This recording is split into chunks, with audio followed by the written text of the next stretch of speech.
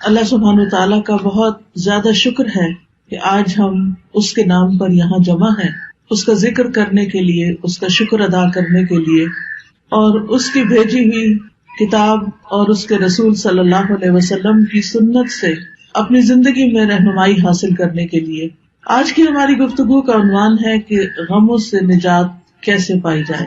اگر دیکھا جائے تو ہر انسان کسی نہ کسی مسئلے کا شکار ہے، کہیں نہ کہیں اس کی زندگی میں کوئی ایسی چیز ہے جو اسے بے چین رکھتی ہے، پریشان رکھتی ہے، غمگین رکھتی ہے۔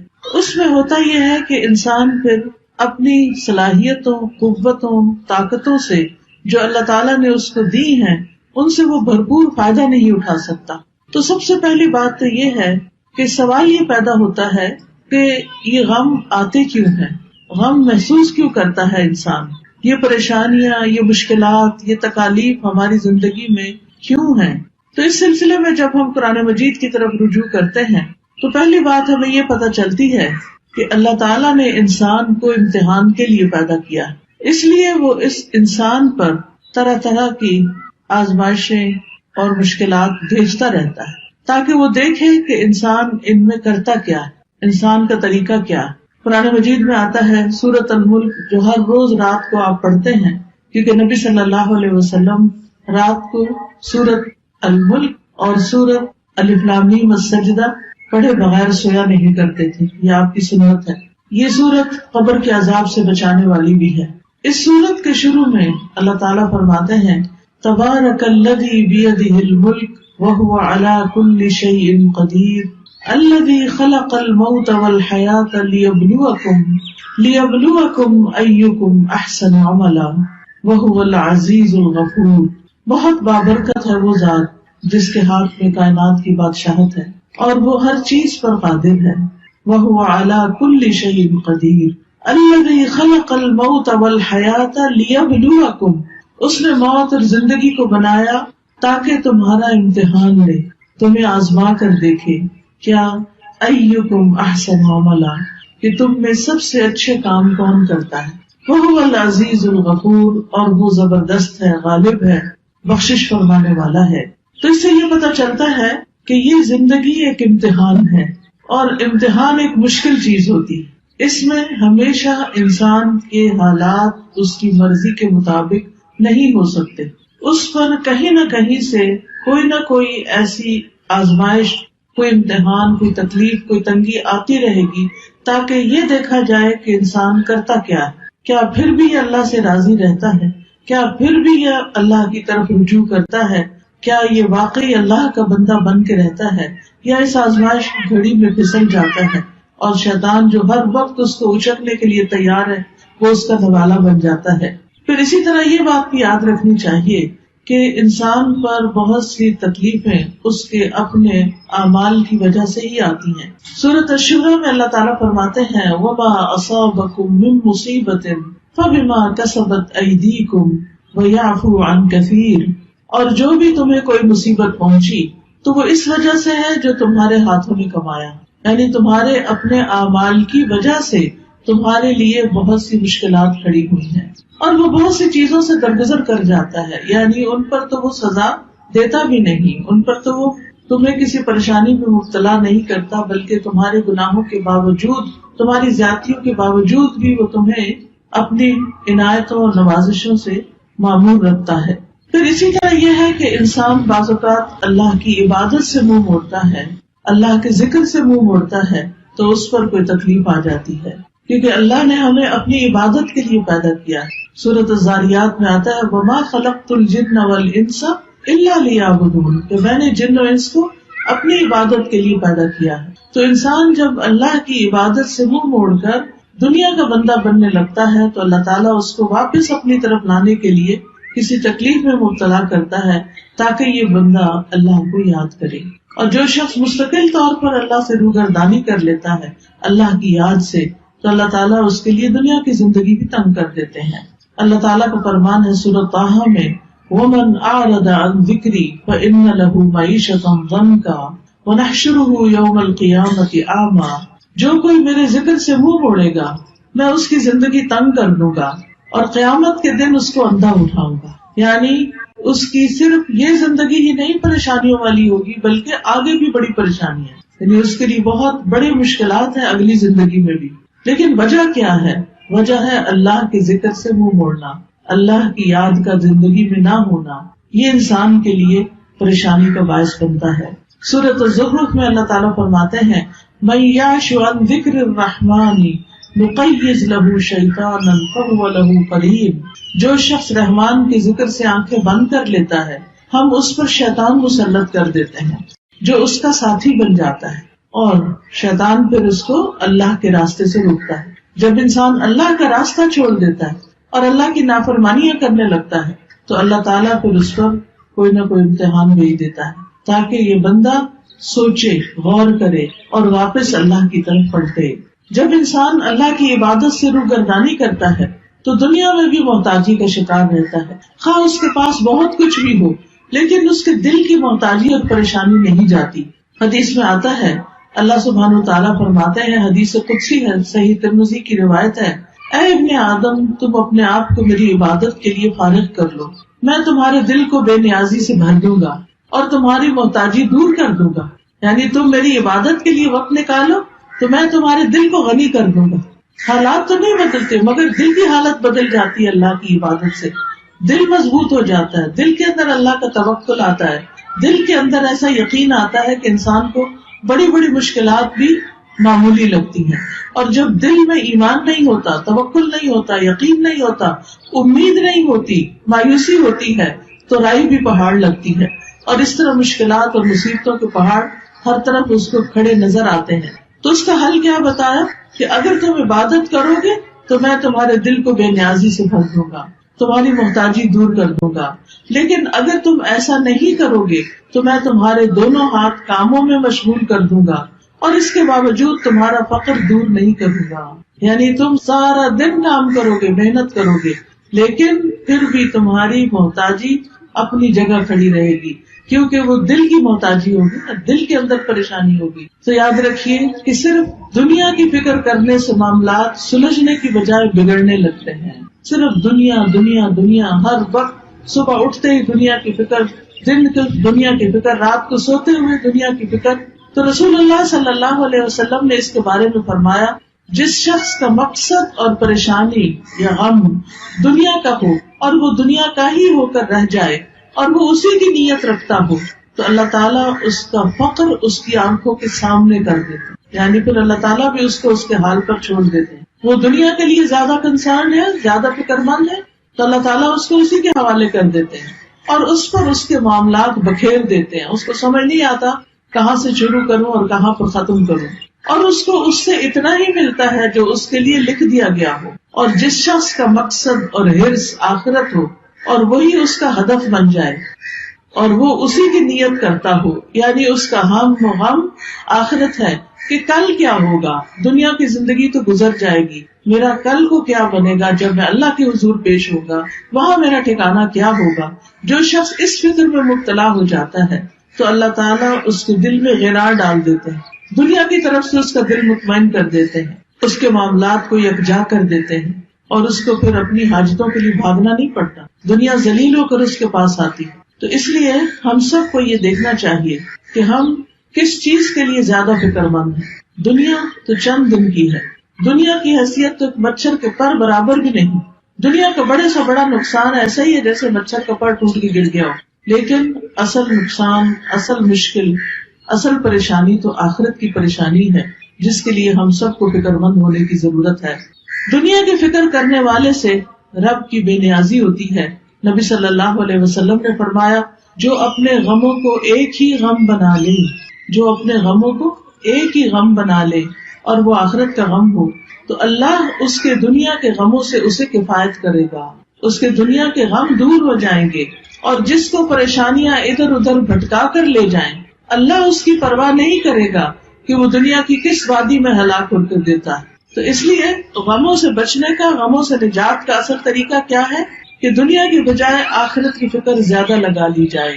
یاد رکھیے جہاں دنیا کی حرص زیادہ ہوتی ہے، دنیا کی محبت زیادہ ہوتی ہے، وہاں اللہ کی محبت میں کمی آ جاتی ہے، وہاں پر اللہ کی محبت میں کمی آ جاتی.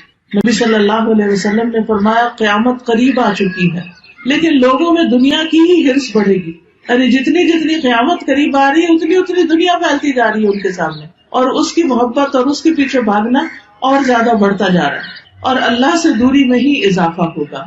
پھر اسی طرح ہم دیکھتے ہیں کہ جب ہم دنیا کو زیادہ امپورٹنس دیتے ہیں تو دنیا کا چھوٹا سا نقصان بھی انسان سے برداشت نہیں ہوتا، لیکن جب انسان یہ سمجھتا ہے کہ کوئی بات نہیں، یہ چیز چلی گئی تو ہم بھی تو اللہ کی طرف جانے والے ہیں، جیسا کہ سورۃ البقرہ میں آتا ہے وَلَنَبْلُوَنَّكُمْ بِشَيْءٍ مِّنَ الْخَوْفِ وَالْجُوعِ وَنَقْصٍ مِّنَ الْأَمْوَالِ وَالْأَنفُسِ وَالثَّمَرَاتِ وَبَشِّرِ الصَّابِرِينَ الذين إذا أصابتهم مصيبة قالوا إنا لله وإنا إليه راجعون أولئك عليهم صلوات من ربهم ورحمة وأولئك هم المهتدون۔ کہ اللہ سبحانہ تعالیٰ کی طرف سے آزمائش تو ہوگی، امتحان تو ہوگا، لیکن ایسے موقع پر جو یہ کہے انا للہ وإنا إليه راجعون، کہ بے شک ہم اللہ کے لیے ہیں اور اسی کی طرف لوٹ کر جانے والے ہیں، تو ایسے لوگوں پر اللہ کی رحمت اور نوازشیں ہوتی،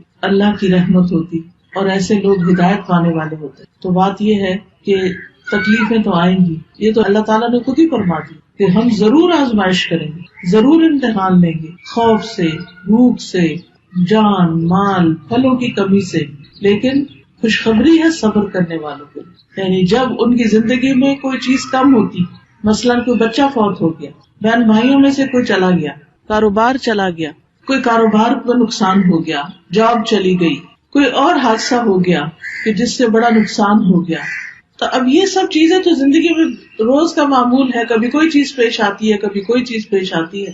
تو بتایا گیا کہ وہ ایسے موقع پر کیا کہتے ہیں اور کیا کرتے ہیں، انا للہ و انا الیہ راجعون، یعنی وہ اللہ کی طرف رجوع کر لیتے ہیں، اور صبر کے ساتھ کیا کہتے ہیں کہ بے شک ہم بھی اللہ کے لیے اور اللہ ہی کی طرف واپس جانا ہے۔ یعنی جو ہمارا کوئی رشتہ دار چلا گیا یا مال چلا گیا یا کوئی اور یعنی کہ کوئی کھیتوں میں یا کاروبار میں یا کسی کیے ہوئے کام میں کوئی نقصان ہو گیا، تو وہ کہتے ہیں اس میں بھی کوئی خیر ہوگی، اس میں بھی میرے لیے اجر ہے، اس میں بھی کوئی بھلائی ہے، میرا کوئی پیارا چلا گیا لیکن میں اللہ سے امید نہیں چھوڑوں گی، کیونکہ اللہ ہے نا۔ حتیٰ کہ اگر کسی عورت کے شوہر بھی فوت ہو جائے اور اگر اس کا اللہ پر بھروسہ ہو تو اس موقع پر بھی اللہ تعالیٰ اس کا دل تھام لیتا ہے، اور وہ کیا سوچتی ہے کہ ایک انسان تو گیا ہے مگر اللہ تو زندہ ہے۔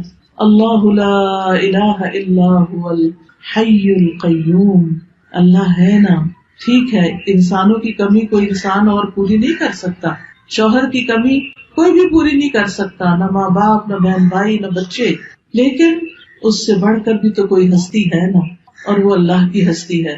اللہ لا الہ الا ہو، اللہ وہ ذات جس کے سوا کوئی الہ نہیں، الحی جو زندہ ہے، جس کو کبھی موت نہیں آنی، القیوم جو قائم ہے، جسے کسی سہارے کی ضرورت نہیں بلکہ وہ باقی سب کو بھی قائم رکھنے والا ہے۔ تو جب وہ ہستی موجود ہے، اللہ سبحانہ تعالیٰ ہے، تو پھر فکر کس بات کی؟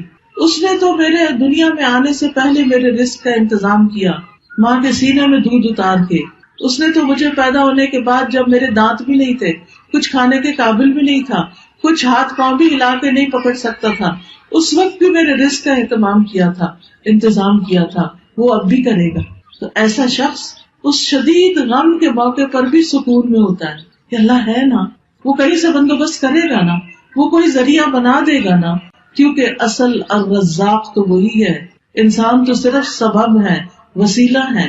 ایسا شخص کبھی بھی دل نہیں ہارتا، ایسا شخص کبھی بھی اپنے حواس نہیں کھوتا، ایسا شخص کی زندگی سے کبھی امید نہیں جاتی۔ اور آپ نے دیکھا ہوگا کہ کتنے ہی بچے ہیں جو یتیم پلے ہیں لیکن وہ بڑے بڑے لوگوں سے آگے نکل گئے، دنیا کی بڑی بڑی مشہور ہستیاں بن گئے۔ باپ کی کمی سے ان کی زندگی میں سب کچھ ختم نہیں ہو گیا، اللہ نے دوسرے ذرائع سے ان کی مدد کی، کیونکہ اصل اسباب تو اللہ کے ہاتھ میں ہے اور تمام چیزیں وہی پوری کرنے والا ہے۔ یاد رکھیے اللہ کے پاس ہر مسئلے کا حل ہے، وہ ہر چیز پر قدرت رکھتا ہے، لہذا رنج اور غم سے، مشقت اور پریشانی سے نجات پانے کے لیے سب سے پہلا کرنے کا کام کیا ہے؟ اللہ پر بھروسہ، اللہ سے مضبوط تعلق، اللہ پر ایمان، یقین، توکل، اس سے امید، اسی کا ڈر اور اسی کی طرف لوٹ کر جانے کی فکر. یاد رکھیے دنیا کے سارے خزانے اللہ کے ہیں، سارے خزانوں کا مالک وہ ہے. وَلِلَّهِ خَزَائِنُ السَّمَاوَاتِ وَالْأَرْضِ وَلِلَّهِ مُلْكُ السَّمَاوَاتِ وَالْأَرْضِ. آسمانوں کی بادشاہت، زمین کی بادشاہت ساری کی ساری اللہ کے پاس ہے. وَاللَّهُ عَلَى كُلِّ شَيْءٍ قَدِيرٌ. اور اللہ ہر چیز پر پوری طرح قادر ہے، پوری قدرت رکھتا ہے. لہذا کیا یقین رکھنا ہے کہ سارے خزانے تو اس کے پاس ہیں، مجھے اس سے مانگنے ہیں. لہذا انسان سب انسانوں سے نظر ہٹا کے اللہ سبحانہ تعالیٰ کی طرف امید رکھتا ہے، اس سے مانگتا ہے. یا اللہ تو میرا رازق ہے، تو پتھر کے اندر ایک کیڑے کو بھی رزق پہنچاتا ہے، تو کیا مجھے نہیں رزق دے سکتا؟ آسمان و زمین کی مخلوق کو دے رہا ہے، تو دن رات دے رہا ہے اور کوئی کمی نہیں واقع ہوتی تیرے رزق میں، تو کیا مجھے نہیں دے سکتا؟ تو مجھے بھی دینے والا ہے. لہٰذا جو شخص اللہ پر یقین رکھتا ہے وہ ہر غم، ہر تکلیف میں اللہ کی طرف رجوع کرتا ہے، اللہ کی طرف پلٹتا ہے، اور اس کو یہ یاد رہتا ہے کہ ہر مسئلے کا حل اللہ کے پاس ہے. اللہ سبحانہ تعالیٰ کے سامنے اپنی حاجتیں رکھے، سجدے میں رو کر پکارے اس کو کہ اللہ تو مدد کر. کوئی بھی مسئلہ ہے جو آپ کا، اس کو سامنے رکھ کے، کیونکہ اللہ تعالیٰ فرماتے ہیں اَمَّن يُجِيبُ الْمُضْطَرَّ إِذَا دَعَاهُ وَيَكْشِفُ السُّوءَ. بھلا کون ہے جو لاچار کی فریاد رسی کرتا ہے جب وہ اسے پکارتا ہے اور اس کی تکلیف کو دور کرتا ہے؟ کوئی اور ہے؟ نہیں، کوئی بھی نہیں. آپ دیکھیں کہ جب انسان غمگین ہوتا ہے، دکھی ہوتا ہے، پریشان ہوتا ہے، اس کی آنکھوں سے آنسو جاری ہوتے ہیں، تو پاس پڑے ماں باپ بھی سو رہے ہوتے ہیں، باقی دنیا بھی آرام کر رہی ہوتی ہے، ہر کوئی اپنے مسئلوں میں پریشان ہوتا ہے، لیکن آپ کا رب جاگتا ہے. لا تأخذہ سنۃ ولا نوم. نہ اس کو اونگ آتی ہے، نہ اس کو نیند آتی ہے. سب سوتے ہیں لیکن وہ جاگتا ہے. وہ رات کو بھی، وہ دن کو بھی، وہ صبح بھی، وہ شام بھی آپ کی دعائیں سنتا ہے. لہٰذا اس کی طرف رجوع کرنا ہے. چھوٹی ضرورت ہو، بڑی ضرورت ہو، لوگوں کی طرف لالچ کی نگاہ سے نہیں دیکھنا کہ ان کے پاس بہت کچھ ہے، نہیں، اللہ کی طرف دیکھنا ہے. رسول اللہ صلی اللہ علیہ وسلم نے فرمایا جسے انتہائی شدید حاجت آ پڑے، یہ شدید ضرورت اس کو ہو جائے کوئی، اور اس نے اسے لوگوں پہ پیش کر دیا تو اس کی وہ حاجت دور نہ ہوگی. کہ لوگ اکثر کیا چاہتے ہیں کہ یہ بندہ جو پریشان ہے پریشان ہی رہے، وہ مدد نہیں کرنا چاہتے. لوگ عموماً دوسروں کو دکھی دیکھ کے خوش ہوتے ہیں. تو اس لیے جب کوئی ضرورت پیش آئے سب سے پہلے اللہ سے دعا کریں، پھر اللہ لوگوں کے دل میں ڈالے گا کہ وہ مدد کریں آپ کی. تو حدیث میں آتا ہے کہ جسے انتہائی شدید حاجت آ پڑے اور اسے اس نے لوگوں پر پیش کر دیا تو اس کی وہ حاجت پوری نہ ہوگی، اور جس نے اسے اللہ پہ پیش کیا تو ان قریب اللہ اسے بے پرواہ کر دے گا. یا تو جلد ہی موت آ جائے گی، دنیا کے بکھیڑوں سے ہی جان چھوٹ جائے گی، یا جلد ہی غنی ہو جائے گا اور انسانوں کی ضرورت نہ رہے گی. آپ کو خوف آتا ہے کہ پتہ نہیں کیا ہوگا، پتہ نہیں بڑھاپے میں کون ہمیں دیکھے گا، ہمارے لیے روزی کا انتظام کیا ہوگا، ہماری ضروریات پوری کہاں سے ہوں گی. تو فوراً کہا کرے اللہ تو میرا رب ہے نا، تو ہی میرے سارے انتظام کرے گا، مجھے انسانوں سے نہیں تجھ سے توقع ہے. انسانوں کے ہاتھ خالی ہیں، ہمارے ہاتھ میں تو تھوڑی دیر کوئی چیز ہو تو ہمارا دل کہتا ہے رکھ دیں. ایسے ہی ہوتا ہے نا، ہم اپنے ہاتھ بھر کے رکھ بھی نہیں سکتے، مٹھی میں کوئی چیز ہو چھوٹی سی بھی تو تنگ آ جاتے ہیں، وہ کہتے ہیں یہ کہیں رکھ دے. ہمارے ہاتھ خالی ہیں، خالی آئے تھے، خالی رکھنا پسند کرتے ہیں اور خالی جائیں گے. بھرے ہوئے ہاتھ تو اللہ کے ہیں، ان سے کیوں مانگتے ہیں جو خالی ہاتھ؟ ان سے کیوں توقع ہے جن کے پاس کچھ نہیں؟ اس سے کیوں نہیں توقع رکھتے جس کے پاس سب کچھ ہے؟ مانگ کے تو دیکھیں پھر کس طرح ضروریات پوری ہوتی ہیں. آپ دیکھیں قبر میں سب سے پہلا سوال کیا ہوگا؟ من ربو کا، تیرا رب کون ہے؟ اور رب کون ہوتا ہے؟ جو پیدا بھی کرتا ہے، جو رزق بھی دیتا ہے، جو ساری ضروریات پوری کرتا ہے. تو اگر ہم اس دنیا میں، اس زندگی میں رب کو رب مانیں گے تو تبھی جواب دے سکیں گے نا. تو اکثر کہا کرے اللہ تو میرا رب ہے، تو ہے نا، تو یہ بھی کام کر دے گا میرا، تو یہ بھی مشکل آسان کر دے گا میری. زندگی میں کوئی مشکل ہی نہیں رہے گی جب آپ رب کو پکارتے رہیں گے، جب رب کو پہچان لیں گے تو کوئی غم نہیں رہے گا.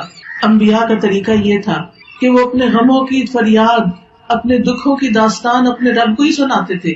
حضرت یعقوب علیہ السلام سے جب یوسف علیہ السلام دور کر دیے گئے اور وہ ان سے بے پناہ محبت کرتے تھے، تو آپ سوچ سکتے ہیں کہ جس سے انسان محبت کرتا ہو وہ اگر دور چلا جائے تو انسان کے لیے کتنا دکھ اور تکلیف ہوتی ہے. कितनी परेशानी होती है। लेकिन उन्होंने शिकवा बंदों से नहीं किया, कहा इन्नमा अश्कू बसी व हुज़्नी इलल्लाह, कि मैं अपने गम और दुख की फरियाद सिर्फ अल्लाह की जनाब में पेश करता हूँ। जब तकलीफ आए अल्लाह के आगे सजदे में गिर पड़े, नफल पढ़े, रोए, सजदे में गिड़गिड़ा गिड़गिड़ा के दुआएं मांगे, अल्लाह पे भरोसा करें। अल्लाह ताला फरमाते हैं वमन यतवक्कल अलल्लाह फहुव हस्बुह इन्नल्लाह बालिगु अम्रिही क़द जअलल्लाहु लिकुल्लि शैइन क़दरा। और जो शख्स अल्लाह पर भरोसा करे तो वो उसे काफी है, अल्लाह अपना काम पूरा करके रहता है।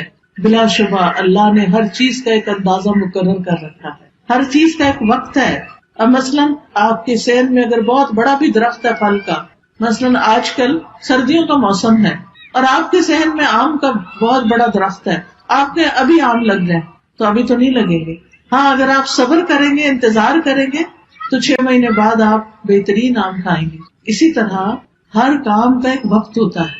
मसलन किसी की औलाद नहीं तो वो औलाद के लिए परेशान रहता है, तो उसका एक वक्त है। और अगर अल्लाह नहीं देना चाहता तो उसके पीछे भी कोई हिकमत है, कोई मसलियत है, कोई फायदा है, कोई वजह है, उसको पता है, हमें नहीं पता कि वो हमें औलाद क्यों नहीं दे रहा। फिर अगर औलाद है और उसका कोई गम है या तकलीफ है, उसकी वजह से हम दुखी हैं, तो उस पर भी अल्लाह पे भरोसा करें कि ये वक्त भी गुजर जाएगा, इसकी कोई वजह है। आप देखिए कि जो एक कच्चा बर्तन होता है और एक पक्का बर्तन होता है, पक्का बर्तन सिर्फ वो होता है जिसे आग में तपाया जाए। अल्लाह बंदे का ईमान भी मजबूत करने के लिए बाज़ औक़ात उसको मुश्किलात की भट्टी में तपाता है, पकाता है, पक्का हो जाए बंदा, इस्तिकामत आ जाए उसमें, वो अल्लाह का बंदा बन जाए, वो सबसे मायूस होकर वो अल्लाह ही से उम्मीद रखे। तो इसलिए ऐसे मौके पर इंसान को परेशान नहीं होना चाहिए, अल्लाह की तरफ रुजू करना चाहिए। और ये भी याद रखिए, जैसे कुरान मजीद में आता है वला इन सअल्तहुम मन खलक़स समावाति वल अर्द लयक़ूलुन्नल्लाह कुल अफ़रअयतुम मा तदऊन मिन दूनिल्लाह नहमदुहु व नुसल्ली अला रसूलिहिल करीम अम्मा बाद फ़अऊज़ु बिल्लाहि मिनश शैतानिर रजीम बिस्मिल्लाहिर रहमानिर रहीम रब्बिश्रह ली सदरी व यस्सिर ली अमरी वहलुल उक़दतम मिन लिसानी यफ़क़हू क़ौली। हज़रत आयशा कहती हैं कि रमजान के रोजे फर्ज किए जाने से पहले रसूलुल्लाह सल्लल्लाहु अलैहि वसल्लम आशूरा के रोजे का हुक्म दिया करते थे। इसके बाद जब रमजान का महीना फर्ज कर दिया गया तो जो चाहता आशूरा के दिन रोजा रख लेता और जो चाहता न रखता। नबी सल्लल्लाहु अलैहि वसल्लम ने इस दिन को रोजा रखने को पसंद किया, इसीलिए इसको मुस्तहब कहा जाता है, पसंदीदा कहा जाता है। मुआविया बिन अबी सुफियान कहते हैं मैंने रसूलुल्लाह सल्लल्लाहु अलैहि वसल्लम से इस दिन के बारे में सुना। आप फरमा रहे थे ये आशूरा का दिन है, अल्लाह ने तुम पर इसका रोजा फर्ज नहीं किया, मैं रोजे से हूँ, तुम में से जो इसका रोजा रखना पसंद करे वो रोजा रखे और जो रोजा ना रखना चाहे वो ना रखे। यानी नफली रोजा है, इसलिए अगर कोई नहीं रखना चाहता तो मैं उसको पाबंद नहीं करता। तो फर्ज फर्ज है और नफल नफल है। लेकिन आप जानते हैं कि नवाफिल के अदा करने से भी इंसान अल्लाह की मोहब्बत पाता है। फिर एक और रिवायत के मुताबिक आपने इस दिन रोजा रखने के बारे में लोगों को इख्तियार दिया था। सही मुस्लिम में है, अब्दुल्लाह बिन अब्बास से रिवायत है, वो कहते हैं कि जब रसूलुल्लाह सल्लल्लाहु अलैहि वसल्लम ने यौम आशूरा का रोजा रखा और उसका रोजा रखने का हुक्म दिया तो सहाबा ने अर्ज की, अल्लाह के रसूल, यही दिन है जिसकी यहूद व नसारा ताजीम करते हैं, यानी उनके नजदीक भी ये दिन बड़ा इम्पोर्टेंट है।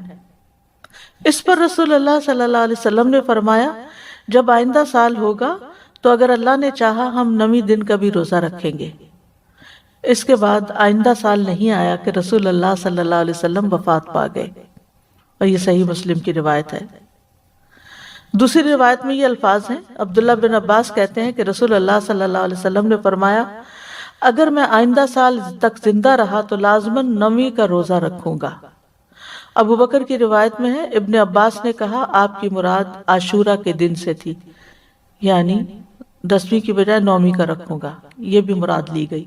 लेकिन बेहतर यही है कि वो 10वीं, क्योंकि उस पर आपका कौल है कि वो पूरे साल के गुनाहों का कफारा है, और उसके साथ 9वीं का रोजा रख लिया जाए ताकि 2 दिन हो जाए। और जो 9 मुहर्रम का रोजा ना रख सके तो वो 10वीं के साथ 11वीं का रोजा रख ले। اور اس دفعہ تو جمعرات کا روزہ آ رہا ہے 8 کو شاید، پھر اس کے بعد 9ویں کا آ جائے گا، پھر 10ویں کا آ جائے گا، پھر 11ویں کا آ جائے گا، پھر اس کے بعد شاید منڈے آ جائے، پھر اس کے بعد ایام بیز آ جائے، تو جمعرات سے جمعرات تک پورا عشرہ ہی افضل بن جاتا ہے۔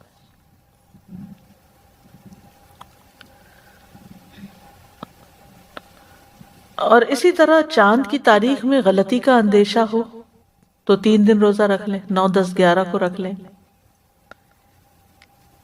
تو اس بات میں کوئی رکاوٹ نہیں کہ 10ویں تاریخ کے بارے میں احتیاط برتی جائے۔ بعض اوقات اختلاف مطالعے کی وجہ سے لوگ کنفیوژن کا شکار ہوتے ہیں، آپس میں جھگڑتے ہیں، آج 9ویں ہے یا آج 10ویں ہے، آج کیا ہے کیا نہیں۔ تو ایسی صورت میں اگر انسان ایک دن پہلے کا روزہ بھی رکھ لے تو کوئی حرج نہیں۔ بعض علماء کے نزدیک عاشورہ کے روزے کے 3 مراتب ہیں۔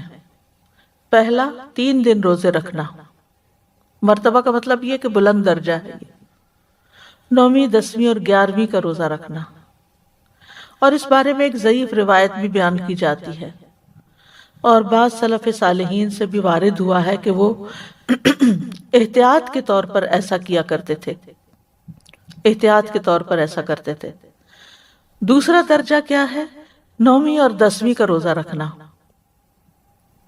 اکثر احادیث اس کی تائید کرتی ہیں، اور اسی کے بارے میں سنت وارد ہوئی، جیسے میں نے پہلے حدیث بتائی آپ کو۔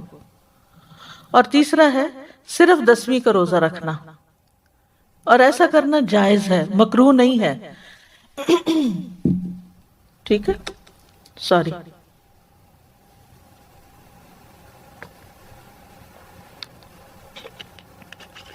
ایسا کرنا مکروہ نہیں ہے۔ کیا مکروہ نہیں ہے؟ خالی 10ویں کا روزہ رکھنا، یعنی جن کو اللہ تعالیٰ توفیق دے تو وہ اعلیٰ درجے کا کام کرے، 3 دن روزہ رکھے، 9ویں، 10ویں، 11ویں۔ جو 3 نہیں رکھ سکتے وہ کم از کم 2 دن کا رکھیں، 9ویں، 10ویں کا رکھیں یا 10ویں، 11ویں کا رکھیں۔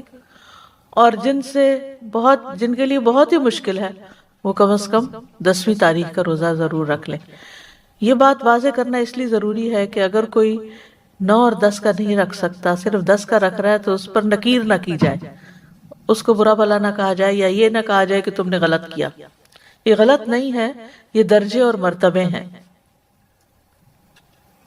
اسی طرح 10 محرم اگر جمعہ یا ہفتہ کو آ رہی ہو تو اس ایک دن کا روزہ رکھنا بھی جائز ہے۔ خالی جمعے کو اکیلا کر کے روزہ رکھنا عام طور پر پسندیدہ نہیں، لیکن اگر محرم کا روزہ اس تاریخ کو آ رہا ہے، عاشورہ کا روزہ، تو پھر جمعے کے دن بھی رکھا جا سکتا ہے۔ پھر اسی طرح اگر فرض روزوں کی قضا باقی ہو تو بھی عاشورہ کے روزے جو ہیں ان میں نفل کے ساتھ اس قضا کی نیت بھی کی جا سکتی ہے، یعنی جس پر رمضان کے دنوں کی قضا لازم ہو تو اس کے لیے بھی 10ویں محرم کا روزہ نفلی روزے کی نیت سے رکھنا منع نہیں۔ ٹھیک ہے، یعنی 2 جمع نہیں کرے گا نیت، سوری جو میں شاید بات غلط کر گئی ہوں۔ یعنی مطلب کیا ہے کہ عموماً یہ کہا جاتا ہے نا کہ اگر آپ کے اوپر فرض روزے ہیں تو پہلے وہ پورے کریں پھر نفل پہ آئیں، لیکن اس روزے کی فضیلت کی وجہ سے آپ اس دن کا روزہ رکھ لیں، پھر اس کے بعد باقی قضا پوری کرتے رہیں۔ یہ مطلب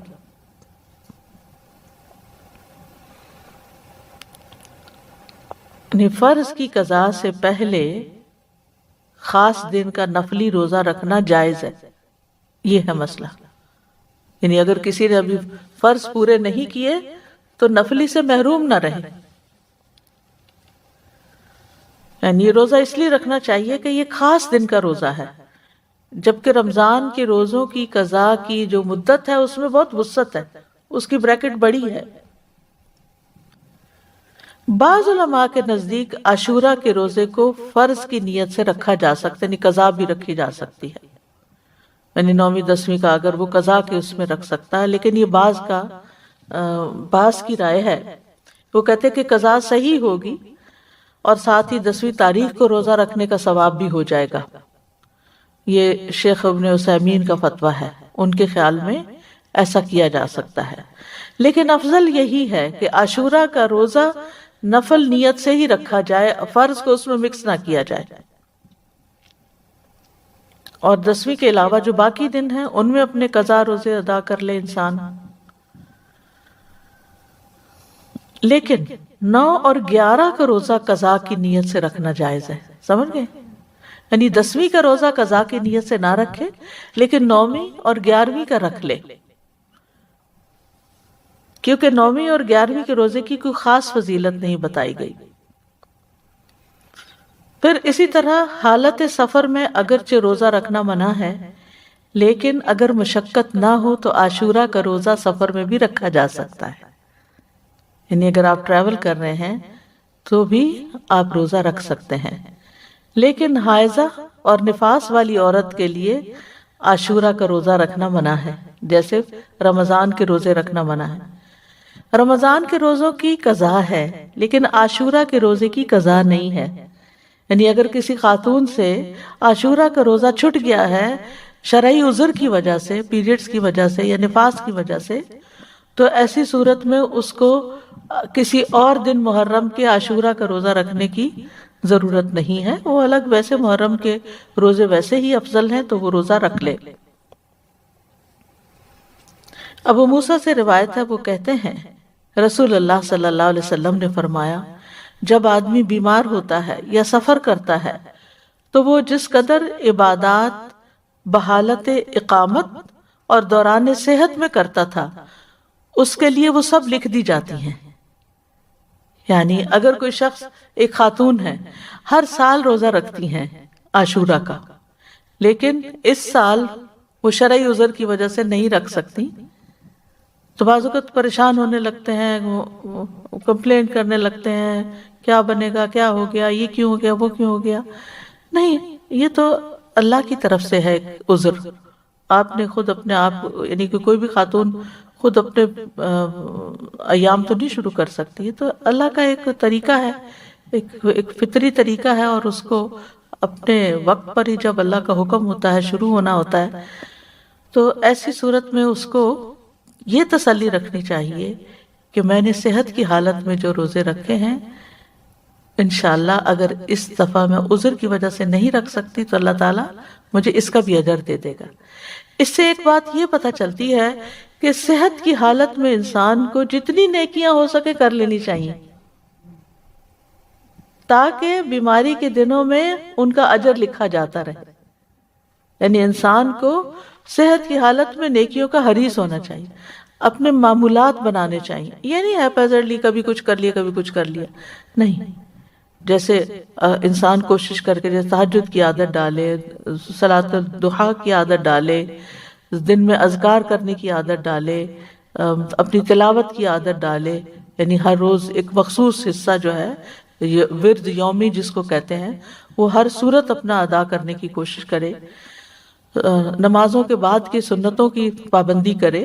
تو پھر اگر وہ بیمار ہو جاتا ہے اور بیٹھ کے نماز پڑھ رہا ہے اور اشاروں سے پڑھ رہا ہے، تو انشاءاللہ جو وہ اپنی صحت کے دنوں میں جیسے وہ پڑھا کرتا تھا اس کے مطابق اس کو اجر مل جائے گا۔ تو صحت کو بیماری سے پہلے غنیمت جانے اور اس میں اچھی عادتیں اپنائیں، دینی اعتبار سے بھی سستی نہ کریں کہ انسان اور کاموں میں لگا رہے اور نمازوں کی پرواہ نہ کرے یا عبادات کو سے غافل رہے اور صرف دنیا کے پیچھے بھاگتا رہے۔ نہیں، عام دنوں میں، صحت کے دنوں میں انسان پابندی کرے تاکہ اس کا اجر محفوظ ہو جائے، کیونکہ اگر کوئی زندہ رہتا ہے تو بڑھاپا تو آنا ہی آنا ہے، اور بڑھاپے کی کمزوریاں بھی لاحق ہونی ہے۔ یہ الگ بات ہے کہ کچھ لوگوں کو اللہ سبحانہ وتعالیٰ ایسی توفیق دیتا ہے کہ وہ بڑھاپے میں بھی اپنی عبادت جاری رکھتے ہیں، بلکہ وہ جوانی سے بھی زیادہ اس میں عبادت کرتے ہیں کہ اب فرصت ہو گئی، فراغت ہو گئی، اور یہ اللہ ہی کی توفیق سے ہوتا ہے۔ تو عام دنوں میں جو کی جانے والی عبادت ہے اس کو انسان شوق سے کرے، پابندی کے ساتھ کرے، چھوٹی چھوٹی باتوں پر ان چیزوں کو چھوڑ نہ دے۔ عاشورہ کا روزہ پہلے فرض تھا، بعد میں اس کی فرضیت منسوخ ہو گئی تھی، مستحب ہو گیا تھا۔ حضرت عائشہ کہتی ہیں کہ رمضان کے روزے فرض کیے جانے سے پہلے رسول اللہ صلی اللہ علیہ وسلم عاشورہ کے روزے کا حکم دیا کرتے تھے۔ اس کے بعد جب رمضان کا مہینہ فرض کر دیا گیا تو جو چاہتا عاشورہ کے دن روزہ رکھ لیتا اور جو چاہتا نہ رکھتا۔ نبی صلی اللہ علیہ وسلم نے اس دن کو روزہ رکھنے کو پسند کیا، اسی لیے اس کو مستحب کہا جاتا ہے، پسندیدہ۔ معاویہ بن ابی سفیان کہتے ہیں میں نے رسول اللہ صلی اللہ علیہ وسلم سے اس دن کے بارے میں سنا، آپ فرما رہے تھے یہ عاشورہ کا دن ہے، اللہ نے تم پر اس کا روزہ فرض نہیں کیا، میں روزے سے ہوں، تم میں سے جو اس کا روزہ رکھنا پسند کرے وہ روزہ رکھے اور جو روزہ نہ رکھنا چاہے وہ نہ رکھے، یعنی نفلی روزہ ہے، اس لیے اگر کوئی نہیں رکھنا چاہتا تو میں اس کو پابند نہیں کرتا۔ تو فرض فرض ہے اور نفل نفل ہے، لیکن آپ جانتے ہیں کہ نوافل کے ادا کرنے سے بھی انسان اللہ کی محبت پاتا ہے۔ پھر ایک اور روایت کے مطابق آپ نے اس دن روزہ رکھنے کے بارے میں لوگوں کو اختیار دیا تھا۔ صحیح مسلم میں ہے، عبداللہ ابن عمر رضی اللہ عنہ سے روایت ہے کہ اہل جاہلیت عاشورہ کے دن کا روزہ رکھتے تھے اور رسول اللہ صلی اللہ علیہ وسلم اور مسلمانوں نے بھی رمضان کی فرضیت سے پہلے اس کا روزہ رکھا۔ اس کے بعد رمضان فرض کر دیا گیا تو رسول اللہ صلی اللہ علیہ وسلم نے فرمایا عاشورہ بھی اللہ کے دنوں میں سے ایک دن ہے، جو چاہے اس کا روزہ رکھ لے اور جو چاہے چھوڑ دے۔ لیکن یہ یاد رکھیے کہ عرفہ کا روزہ عاشورہ کے روزے سے افضل ہے۔ ابھی پچھلے مہینے جو عرفہ کا روزہ رکھا گیا تھا 9 تاریخ کا روزہ، وہ 2 سال کے گناہوں کا کفارہ ہے، جبکہ محرم کا روزہ جو ہے وہ 1 سال کے گناہوں کا کفارہ ہے۔ اس کی حکمت کے بارے میں کہا جاتا ہے کہ 10ویں محرم کا روزہ موسیٰ علیہ السلام کی طرف منسوب ہے اور عرفہ کا روزہ نبی صلی اللہ علیہ وسلم کی طرف منسوب ہے۔ جیسا کہ آپ جانتے ہیں کہ موسیٰ علیہ السلام کو اللہ تعالیٰ نے اس دن فرعون سے نجات دی تھی جب وہ سمندر پار کر آئے تھے اب بنی اسرائیل کے ساتھ، تو اس کے لیے شکرانے کے طور پر بنی اسرائیل اس کا روزہ رکھا کرتے تھے۔ اور یہ ہماری شریعت کے خصائص میں سے ہے کہ نبی صلی اللہ علیہ وسلم کی طرف جو چیز منسوب ہو آپ کی برکت کی وجہ سے اس کا اجر زیادہ کر دیا جاتا ہے۔ ویسے بھی اس امت کے اجر باقی امتوں کے مقابلے میں زیادہ ہے۔ اسی طرح کچھ اور وجوہات بھی بتائی گئی ہیں، اور وہ یہ کہا جاتا ہے کہ عرفہ کا دن جو ہے وہ حرمت کے مہینوں میں سے درمیانی مہینے میں، اس سے پہلے بھی حرمت والا مہینہ ہے، اس کے بعد بھی، یہ ایک رائے ہے۔ ایک قول یہ ہے کہ 10ویں محرم کو اللہ نے موسیٰ علیہ السلام پر اپنی نعمت کو مکمل کیا، انہیں ان کے دشمن سے نجات دی، اور عرفہ کے دن اللہ نے اپنے رسول محمد صلی اللہ علیہ وسلم پر رسالت مکمل کر کے ان پہ انعام فرمایا۔ الیوم اکملت لکم دینکم واتممت علیکم نعمتی ورضیت لکم الاسلام دینا۔ اور دین میں حاصل ہونے والی مکمل نعمت جسم میں حاصل ہونے والی مکمل نعمت سے زیادہ افضل ہے۔ یعنی بنی اسرائیل کو نعمت ملی تھی جسمانی آزادی کی، جو فرعون نے ان کو غلام بنا رکھا تھا، اور محمد صلی اللہ علیہ وسلم کی امت کو کامل دین ملا اس دن۔ تو دین جو ہے وہ جسم سے افضل ہے۔ دینی نعمتیں، روحانی نعمتیں جسمانی نعمتوں سے افضل ہوتی ہیں، لیکن ہم عام طور پر جسمانی نعمتوں کے حصول کے لیے زیادہ کوشش بھی کرتے ہیں اور زیادہ ایکسپرٹیز حاصل کرتے ہیں۔ پھر اسی طرح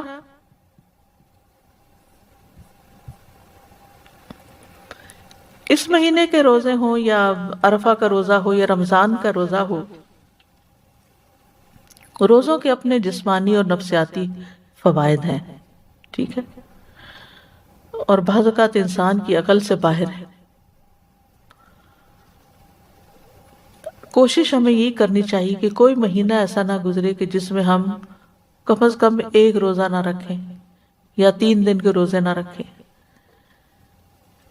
کیونکہ ہر مہینے میں 3 دن کے روزے جو ہیں وہ سینے کا وحر دور کرتے ہیں۔ سنن نسائی کی روایت ہے عمرو بن شرحبیل سے نبی صلی اللہ علیہ وسلم سے کہا گیا کہ ایک آدمی ہمیشہ روزے رکھتا ہے. آپ نے فرمایا کاش وہ کبھی کھانا نہ کھاتا اور مر جاتا. یعنی پسند نہیں کیا نا آپ نے اس بات کو. لوگوں نے عرض کیا 2/3